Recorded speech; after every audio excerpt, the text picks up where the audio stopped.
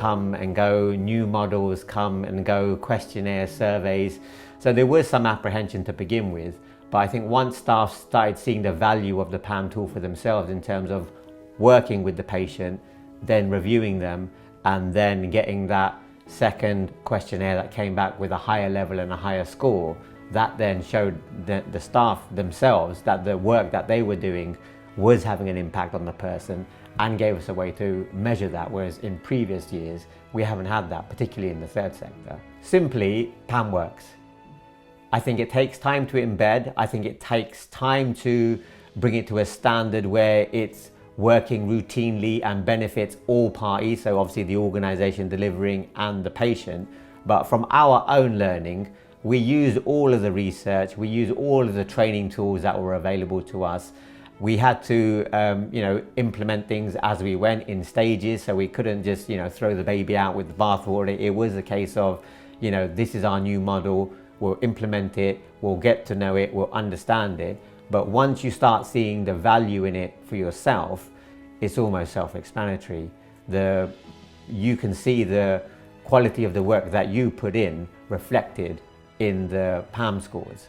So if you get a patient who has a low PAM score, you do your interventions with them and you re-PAM them maybe after 2 or 3 months, provided you've done it in a manner that was suitable for that particular patient, 9 times out of 10 you'll see an improvement in scores.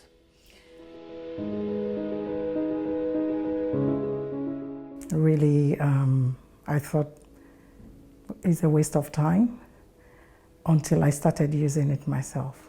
Well, I started to use it reluctantly, I must be very honest. And I begin to find out that some of my patients that I used the PAM for, some were not aware that their health is actually in their hands. And as we begin to answer the questionnaire, and some would come back and say, really, am I really in charge of my health? So it's kind of bringing the awareness that they can actually look after themselves.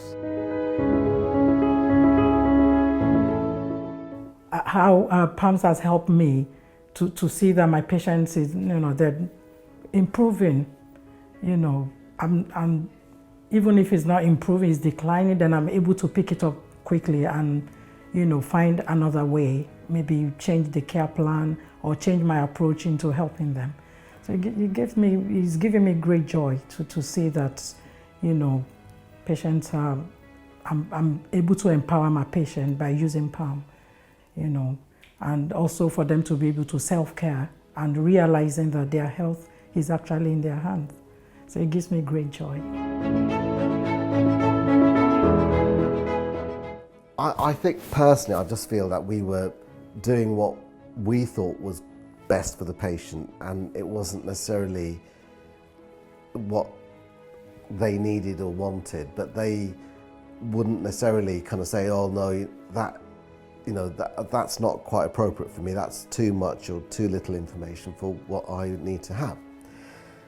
And so we got involved in the PAM pilot, which was in NHS England got some licenses, and we were really keen to look at how the evaluation of the PAM tool could help to identify the needs of the patient, so that when we do get engaged in a conversation about self-care, then actually we could give something that was appropriate and relevant to that patient. And also with goals and goal setting, you could have goals which were more realistic for that person. So you wouldn't push somebody who didn't want to be pushed, and you wouldn't patronise or sort of constrain somebody who wanted to do more. So it helps as a guide, and actually what we found is that it helps to speed up the conversation.